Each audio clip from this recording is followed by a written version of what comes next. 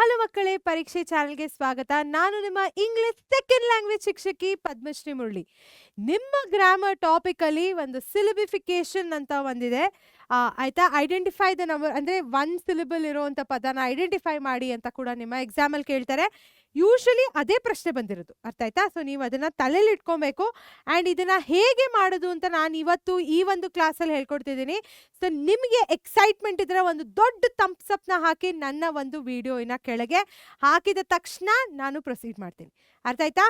So ಅದ್ರ ಮಧ್ಯೆ ನೀವು ಏನಾದರೂ ಪರೀಕ್ಷೆ ಚಾನಲ್ಗೆ ಹೋಗಿ ಸಬ್ಸ್ಕ್ರೈಬ್ ಮಾಡಿಲ್ಲ ಅಂದರೆ ಮೊದಲನೇದಾಗಿ ಹೋಗಿ ಸಬ್ಸ್ಕ್ರೈಬ್ ಮಾಡಿ ಬನ್ನಿ.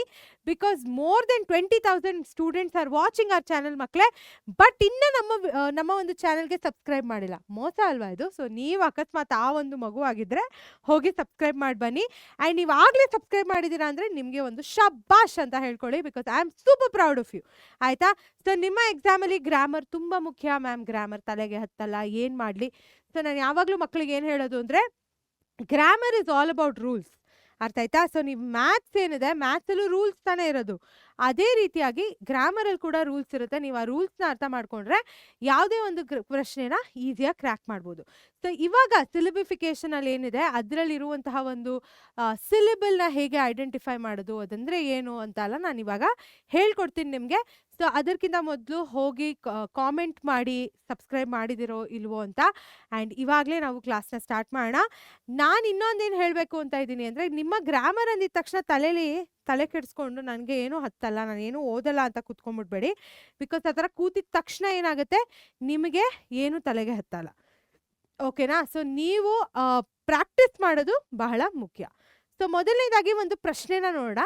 Which one of the following words has one syllable? So ಇದೇ ಪ್ರಶ್ನೆನ ಕೇಳ್ತಾರೆ. ಇವಾಗ ತನಕ ನಿಮ್ಮ ಎಕ್ಸಾಮಲ್ಲಿ ಕೇಳಿರೋದೆ which of the following words have one syllable. ಇವಾಗ 4 ಪದಗಳನ್ನ ಕೊಟ್ಟಿರ್ತಾರೆ, ಅದರಲ್ಲಿ ಒಂದು ಸಿಲಿಬಲ್ ಇರುವಂತಹ ಪದನ ನೀವು ಐಡೆಂಟಿಫೈ ಮಾಡಬೇಕು. ಸೊ ಇವಾಗ ಫೋನಿಕ್ಸು ಮತ್ತು ಸಿಲಿಬಿಫಿಕೇಶನ್ ಏನಿದೆ ಅದು ಸ್ವಲ್ಪ ಡಿಫ್ರೆಂಟು. ಈ ಪ್ರಶ್ನೆನ ನಾನು ಸಾಲ್ವ್ ಮಾಡ್ತೀನಿ. ಬಟ್ ಅದರ ಮುಂಚೆ how do we solve this, ಆಯಿತಾ? ಇದನ್ನು ನಾವು ಹೇಗೆ ಸಾಲ್ವ್ ಮಾಡಬೇಕು, ಬಿಕಾಸ್ ಇದು ಸಾಕಷ್ಟು ಮಕ್ಕಳು ಕೇಳಿದ್ದಾರೆ. ಆ್ಯಂಡ್ ಈ ಪ್ರಶ್ನೆನ ನಾನು ಈ ಕ್ಲಾಸಿನ ಮುಖಾಂತರ ಆನ್ಸರ್ ಮಾಡ್ತೀನಿ, ಓಕೆನಾ? ಸೊ ಮೊದಲನೇದಾಗಿ ಸಿಲಿಬಲ್ ಅಂದರೆ ಏನು? A syllable is a sound unit in a word.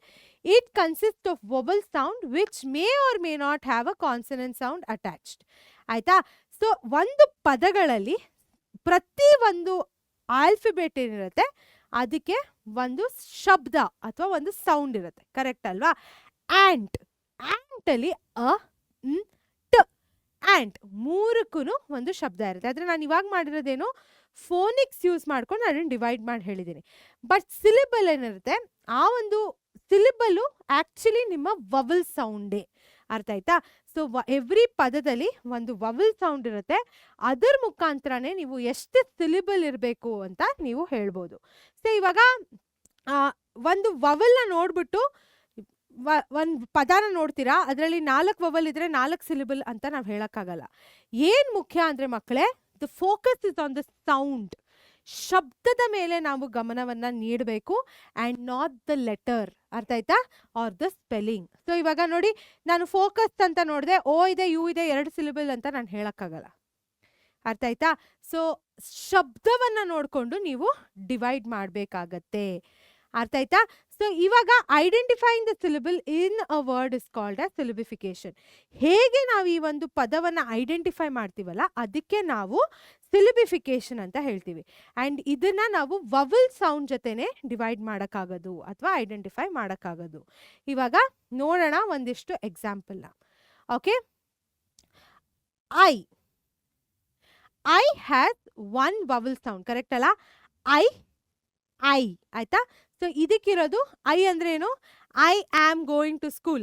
I ಒಂದಿದೆ ಅಲ್ಲ, ಐ ಅಂದರೆ ಐ ಅಂತ ಹಾಕಿದ ತಕ್ಷಣ ಒನ್ ವವಲ್ ಸೌಂಡ್ ಅಲ್ಲ, ಶಬ್ದ ಎ ಐ ಥರ ಐ ಅಂತ ಬರುತ್ತಲ್ಲ, ಅದಕ್ಕೇನೆ ಅದರಲ್ಲಿರೋದು ಒಂದೇ ಒಂದು ಸಿಲಿಬಲ್, ಓಕೆ? ಬ್ಯಾಟ್, ಆಯ್ತಾ? ಬ ಆಕ್ಟ್ ಅಂತ ನಾನು ಮಾಡಿದಾಗ ಅದು ಫೋನಿಕ್ಸ್ ಮಕ್ಕಳೇ, ಇದು ಫೋನಿಕ್ಸ್ಗಿಂತ ಡಿಫ್ರೆಂಟು. ಬ್ಯಾಟ್ ಇದ್ರ ಜೊತೆಗೆ ಬರುತ್ತೆ, ಬ್ಯಾಟ್ ಅಂತ ಬಂದಾಗ ಇಲ್ಲಿ ಆ ಮಾತ್ರ ಇದೆ, ಒಂದೇ ಒಂದು ವವಲ್ ಸೌಂಡ್ ಬರೋದು, ಆಟ್ ಅರ್ಥ ಆಯ್ತಾ? ಸೊ ಅದಕ್ಕೆ ಇದು ಕೂಡ ಒಂದೇ ಸಿಲಿಬಲ್ ಇದೆ. ನೆಕ್ಸ್ಟು ಗೋಲ್, ಅರ್ಥ ಆಯ್ತಾ? ಇಲ್ಲಿ 2 ವವಲ್ ಇದೆ, ನೀವು ನೋಡ್ತೀರಾ ಒ ಎ ಎರಡೂ ಇದೆ, ಆದ್ರೆ ಎರಡೂ ಸೇರಿಸಿದಾಗ ಓ ಅಂತ ಆಗುತ್ತೆ. ಅರ್ಥ ಆಯ್ತಾ? ಸೊ ಅದಕ್ಕೇನೆ ಓ ಅಂತ ಆಗಿದ್ದ ಸೌಂಡ್ಗೆ ಒಂದೇ ಒಂದು ಸಿಲಿಬಲ್ ಇದು ಗೋಲ್. ಅರ್ಥ ಆಯ್ತಾ? ಗೋಲ್ ಅಂತ ನಾವು ಜೊತೆಗೆ ಹೇಳ್ತೀವಿ, ಕಟ್ ಮಾಡಿ ಹೇಳಕ್ ಚಾನ್ಸೇ ಇಲ್ಲ, because there is only one syllable. ಅರ್ಥ ಆಯ್ತಾ? ಓ ಮತ್ತೆ ಎ ಸೇರಿ ಓ ಆಗುತ್ತೆ. ಸೊ ಅದಕ್ಕೇನೆ ಒಂದೇ ಒಂದು ವವಲ್ ಸೌಂಡ್ ಇರೋದು. Therefore it's only one syllable. Next ನೋಡೋಣ ಮಕ್ಕಳೇ. ಇವಾಗ ಸಿಮಿಲರ್ಲಿ ಸಾಕಷ್ಟು ಬೇರೆ ಎಕ್ಸಾಂಪಲ್ಸ್ ನೋಡೋಣ. ಬ್ರಾಕೆಟ್, ಬ್ರಾಕೆಟ್, ಬ್ರಾ ಅನ್ನೋದೇನಿದೆ ಇಲ್ಲಿ ಎ ಸೌಂಡ್ ಬರ್ತಿದೆ ಮುಂಚೆ, ಸೊ ಅದು ಒಂದು ಭಾಗ. ಕೆಟ್, ಕೆಟ್ಟಲ್ಲಿ ಎ ಬರ್ತಿದೆಲ್ಲ, ಕೆಟ್, ಈ ಶಬ್ದ ಎ. ಸೊ ಬ್ರಾಕೆಟ್ ಅಲ್ಲಿ ಎಷ್ಟು ವವಲ್ ಸೌಂಡ್ಸ್ ಇದೆ ಮಕ್ಕಳೇ? 2 ವವಲ್ ಸೌಂಡ್ ಇದೆ. ಬ್ರಾಕೆಟ್. ಅರ್ಥ ಆಯ್ತಾ? ಸೊ ಅದಕ್ಕೆ ಇದರಲ್ಲಿ ಎಷ್ಟು ಸಿಲಿಬಲ್ಸ್ ಇದೆ? 2 ಸಿಲಿಬಲ್ ಇರುತ್ತೆ.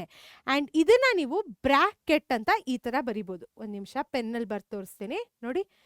ಬ್ರಾಕೆಟ್ ಈ ತರ ನೀವು ಡಿವೈಡ್ ಮಾಡಿ ಹೇಳ್ಬೇಕಾಗತ್ತೆ. ಅರ್ಥ ಆಯ್ತಾ?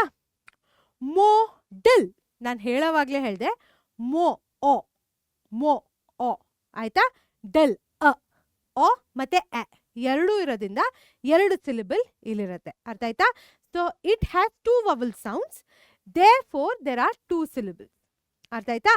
ಕಾನ್ಸೋನೆಂಟ್, ಕಾನ್ಸನೆಂಟ್, ಕಾನ್ಸನೆಂಟ್ ಅಂತ ಒಂದು ಪದ ಕೊಟ್ಟಿರ್ತಾರೆ. ಅದರಲ್ಲಿ ಮೊದಲನೇದಾಗಿ ಕಾನ್, ಓ, ಓ ಶಬ್ದ ಬರುತ್ತೆ ಕಾನಲ್ಲಿ. ಸೊ ಓ ನೆಂಟ್. ಆಯ್ತಾ? ಆ ಶಬ್ದ. ಆಯ್ತಾ? ಸೊ ಇಲ್ಲಿ 3 ವವಲ್ ಸೌಂಡ್ಸ್ ಬಂದಿದೆ. ಅರ್ಥ ಆಯ್ತಾ? ಅದರಿಂದ ಇಲ್ಲಿ 3 ಸಿಲಿಬಲ್ ವರ್ಡ್ ಇದು.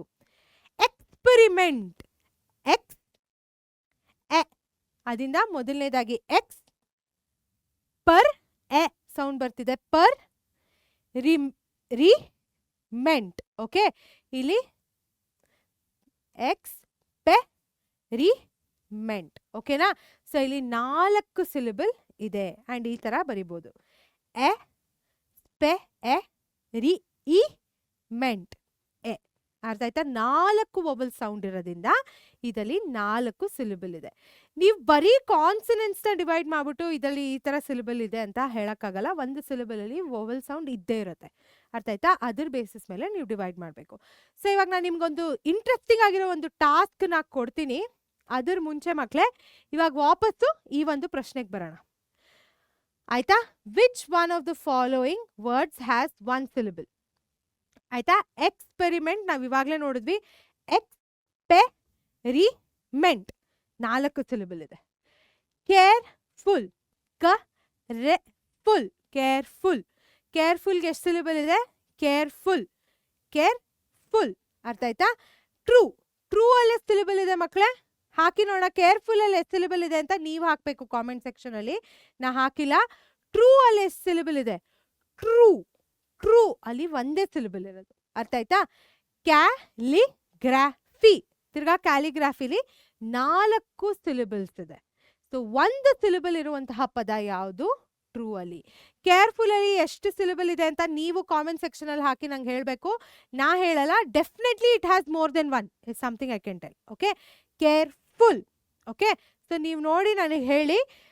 ಜೂನ್ 2024 ಅಲ್ಲಿ ಕೇಳಿರುವಂಥ ಪ್ರಶ್ನೆ. ಈ ರೀತಿಯಾಗಿ ನೀವು ಸಿಲಿಬಿಫಿಕೇಶನ್ ಅರ್ಥ ಮಾಡ್ಕೊಂಡ್ರೆ ಪದವನ್ನ ವವಲ್ ಸೌಂಡ್ ಇರಬೇಕು, ಅದ್ರ ಬೇಸಿಸ್ ಮೇಲೆ ನೀವು ಡಿವೈಡ್ ಮಾಡಿ ಎಷ್ಟು ಸಿಲಿಬಲ್ ಇದೆ ಅಂತ ಹೇಳ್ಬೋದು. ಅರ್ಥ ಆಯ್ತಾ ಮಕ್ಕಳೇ? ಸೊ ಇವಾಗ ನಾನು ನಿಮ್ಗೊಂದು ಟಾಸ್ಕ್ನ ಕೊಡ್ತಾ ಇದ್ದೀನಿ. ಆಯ್ತಾ? Coming back to this question ಅಂತ ಈಗ ಬಂತು. ನಾವು ಆಗಲೇ ಮುಗಿಸ್ಬಿಟ್ವಿ ಈ ಕ್ವೆಶನು.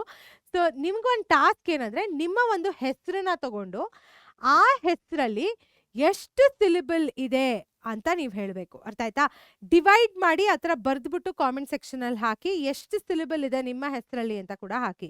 ಇವಾಗ ಸ್ವಲ್ಪ ಜಾಸ್ತಿ ಪ್ರೀವಿಯಸ್ ಇಯರ್ ಕ್ವೆಶನ್ಸ್ನ ಸಾಲ್ವ್ ಮಾಡೋಣ. Which one of the following words has 1 ಸಿಲಿಬಲ್?